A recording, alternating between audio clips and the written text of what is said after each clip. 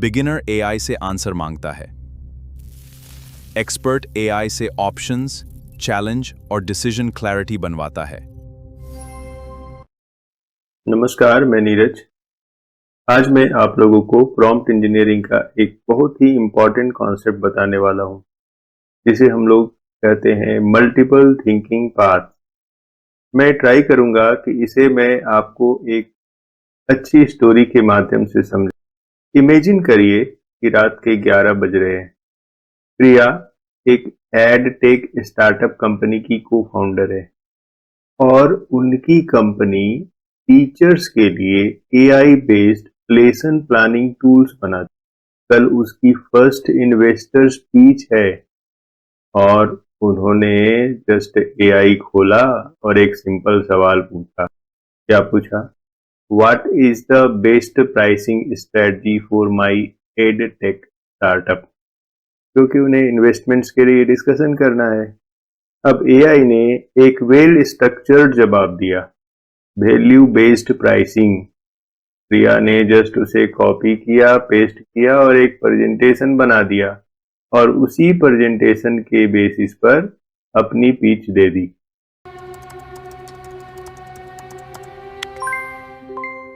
AI ने जवाब तो दिया, लेकिन क्या उसने प्रिया को सही फैसला दिया? लेकिन इन्वेस्टर्स कोई भी पैसा बिना फुल कंफर्मेशन के लगाते नहीं है। तो बस इन्वेस्टर्स ने सवाल पूछ दिया, क्या आपने प्रीमियम मॉडल एक्सप्लोर किया है या एडटेक का एक मॉडल है? प्रिया के पास कोई जवाब नहीं था। उसने पूछा, क्या आपने बाकी कंपटीटर्स की प्राइसिंग देखी है? इसका भी कोई जवाब नहीं था। फाइनली क्या हुआ कि सारा पिच फेल हो गया, इन्वेस्टर्स वापस चले गए। तो इससे एक बहुत ही स्ट्रॉन्ग सबक मिला कि इम्पॉर्टेंट डिसीजंस में एआई का पहला आंसर्स को फाइनल आंसर्स की तरह नहीं लेना चाहिए। तो आज हम वो टेक्निक सीखेंगे जो प्रिया को सीखने में काफी समय लगा और झटके लगे। कुछ समय के बाद प्रिया को सेम इन्वेस्टर से मिलने का मौका मिला दोबारा, लेकिन इस बार उसे काफी कड़ा लेसन मिल चुका था। तो उन्होंने एआई को एक ब्लाइंड एक्सपर्ट्स की तरह यूज नहीं किया। इस बार उन्होंने एआई प्रॉम्प्ट की मदद से एडवाइजर्स क्रिएट किए और इसने उसका काम काफी हद तक आसान कर दिया। अब आप कहेंगे कि ये कैसे पॉसिबल है? तो आप इस प्रॉम्प्ट्स को ध्यान से पढ़िए। वो क्या लिख रही है? वो लिख रही है, you are 3 independent pricing advisors for an early stage edtech SaaS startup. Each advisor will independently recommend one pricing strategy. तो एडवाइजर 1 क्या करेगा? Advisor 1 cost based pricing, advisor 2 value based pricing, advisor 3 competitor based pricing. For each strategy क्या क्या explanation चाहिए? 4 assumptions, pros and cons, key risk for an edtech SaaS at pre-revenue stage, because ये very early stage company है, and best fit scenario. Then compare all 3 strategies and recommend the most robust action. Then compare all 3 strategies and recommend the most robust option. Challenge my assumption that value-based pricing is always best, because this is my assumption. So you can challenge that. अब इससे क्या हुआ कि प्रिया को अब एक answer नहीं मिला, उसे एक कंप्लीट डिसीजन फ्रेमवर्क मिल गया। 3 पर्सपेक्टिव्स, ट्रेड ऑफ, रिस्क और एक एविडेंस बेस्ड रिकमेंडेशन मिल गया। अब वो इन्वेस्टर्स के सामने काफी मजबूत स्थिति। तो इस बार इन्वेस्टर्स की मीटिंग में प्रिया ने पूछा ही नहीं, प्रेजेंट किया सिर्फ, और डील फाइनल हो गया। बिकॉज यहाँ पर सारे एंगल्स को कवर किया गया जो इन्वेस्टर्स को सेटिस्फाई करता है। तो यहाँ इस तरह आपने देखा कि मल्टीपल इंडिपेंडेंट पाथ किसी डील को और किसी प्रॉम्प्ट को कितना पावरफुल बना देता है। एक आंसर ब्लाइंड स्पॉट छिपाता है, मल्टीपल पाथ्स सही डिसीजन दिखाते हैं। तो प्रिया ने जो एग्जैक्टली किया उसको हम एक 7 स्टेप फॉर्मूला की तरह समझ सकते हैं। जैसे सबसे पहले बोल सकते हैं कि जनरेट ऑप्शन। तो यहाँ पर क्या ऑप्शन जनरेट हुआ? 3 independent advisors, cost based, value based, competitor based, define criteria. तो यहाँ पर क्या था क्राइटेरिया हमारा? Assumptions, pros cons, risk, best fit define करो, इस तरह का क्राइटेरिया हमने यूज। उसके बाद स्कोर ऑप्शन। अब हम एआई को बोल रहे हैं कि सारे ऑप्शंस को जज करो, स्कोर दो कुछ। उसके बाद remove weak path, inferior options को हटा दो, रिफाइन टॉप पाथ्स, बेस्ट 2 को डीपर एनालिसिस करो। अब यहाँ पर बेस्ट 3 भी कर सकते हैं, 4 भी कर सकते हैं, ये आप पर डिपेंड करता है। तो छठा नंबर का जो है रूल, चैलेंज एजम्पशन, ये सबसे खतरनाक और पावरफुल स्टेप है। ये एआई को यस बॉस टाइप की मशीन बनने से रोकती है। जनरली होता क्या है कि जब हम इस तरह का एआई के आंसर्स को चैलेंज नहीं करते हैं तो वो जस्ट कुछ बायस, कुछ हमारे प्रीवियस हिस्ट्री के बेसिस पर कुछ जवाब को फाइनल कर देता है। वो फुल्ली इसको चैलेंज करके बेस्ट को रिफाइन नहीं कर पाता है। तो यहाँ पर क्या करना होगा? उसके लिए प्रॉम्प्ट ऐड करना पड़ता है। कैसे कर सकते हैं कि आप लिखिए challenge my initial assumption, give at least 2 alternative viewpoints, do not agree with me unless the evidence clearly supports it. अगर आप ये तीनों स्टेटमेंट्स को जोड़ देंगे लास्ट में तो एआई अनबायस्ड होकर सही डिसीजन लेगा। ऑप्शंस बनाइए पर स्कोर कीजिए और सबसे जरूरी अपनी अजम्पशंस को चैलेंज कीजिए। और सातवां था एविडेंस बेस्ड डिसीजन या एविडेंस बेस्ड रिकमेंडेशन। सारे एविडेंस के बेसिस पर फाइनल रिकमेंडेशन करना। Generate, evaluate, score, eliminate, refine, challenge, and finally recommend. अब हम यहाँ पर ये समझने का प्रयास करते हैं कि प्रिया जो एक स्टार्टअप फाउंडर थी वहां पर ये काम कर गया, लेकिन क्या ये टेक्निक दूसरी जगह काम करेगा? बिल्कुल सही। यह टेक्निक उन सभी लोगों के लिए यूजफुल है जो बड़े इंस्टीट्यूशंस को लीड करते हैं। जैसे मान लीजिए कि एक यूनिवर्सिटी का वाइस चांसलर है जिसको तय करना है कि स्टूडेंट जो है कैंपस में जनरेटिव एआई का यूज कर सकते हैं या नहीं।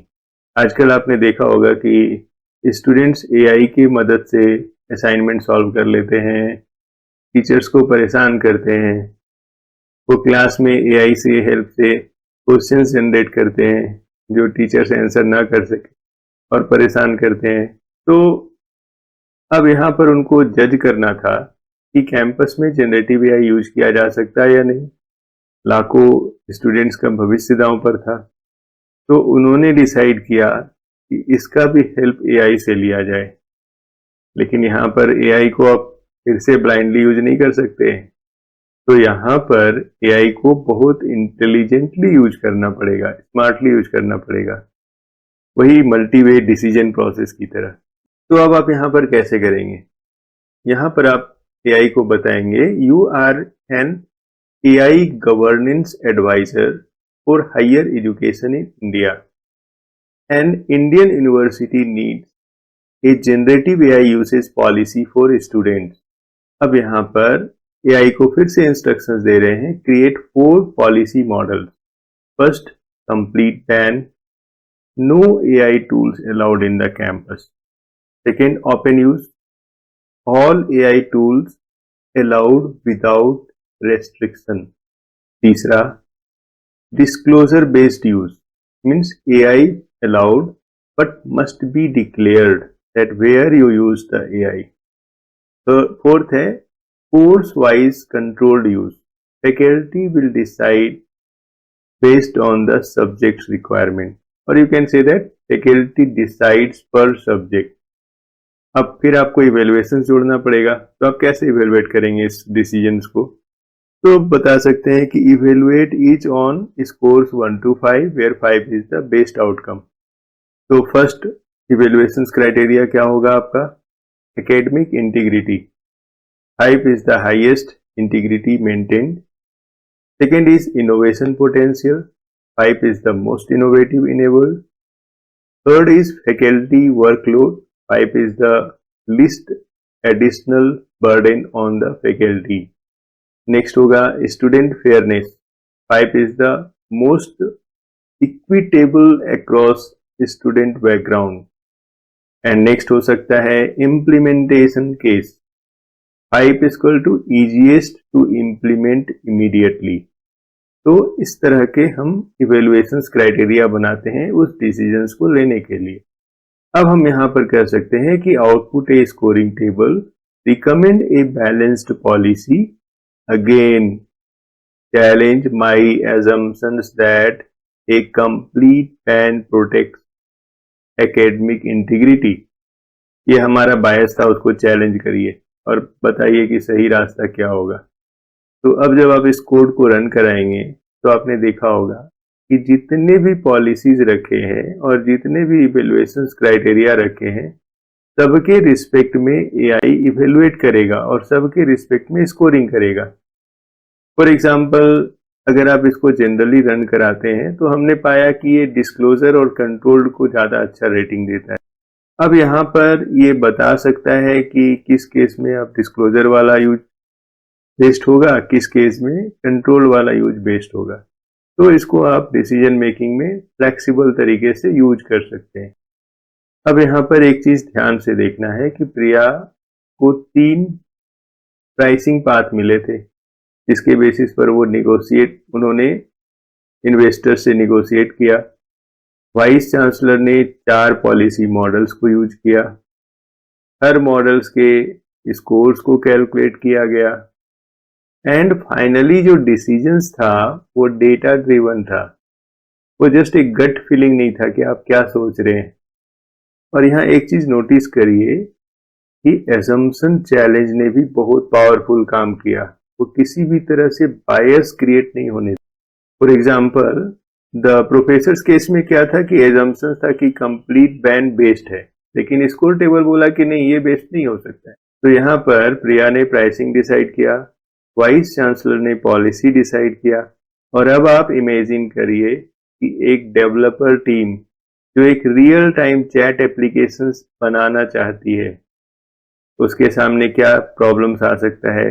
उसे आर्किटेक्चर को चूज करना है, कोई भी रॉन्ग चॉइस स्टार्टअप को 6 महीने पीछे ढकेल सकता है, 20 लाख रुपए का लॉस करवा सकता है। अब यहाँ पर आप ध्यान से देखिए कि ये स्टार्टअप सिस्टम में वो लोग एआई से कैसे हेल्प ले रहे हैं। वे कह रहे हैं we are a 4-person startup team building a real time chat application. एक स्टैक क्या क्या है? नोड.जेएस, रिएक्ट। टीम एक्सपीरियंस क्या है? 2 years average for each person. तो यहाँ पर क्या कर रहे हैं कि आप मॉडल पाथ क्या ले रहे हैं? तो compare 3 architecture option. First is monolith, single code base, single deployment. Second is modular monolith, single deployment, modular structure. Third क्या हो सकता है? Micro service based architecture, means independent services distributed. अब यहाँ पर evaluation criteria डाल रहे हैं कि 5 होगा based for our situation. First is development speed, infrastructure cost, long-term scalability, maintenance age and team skill fit। तो इतना सारा इनका इवेल्युएशन क्राइटेरिया है।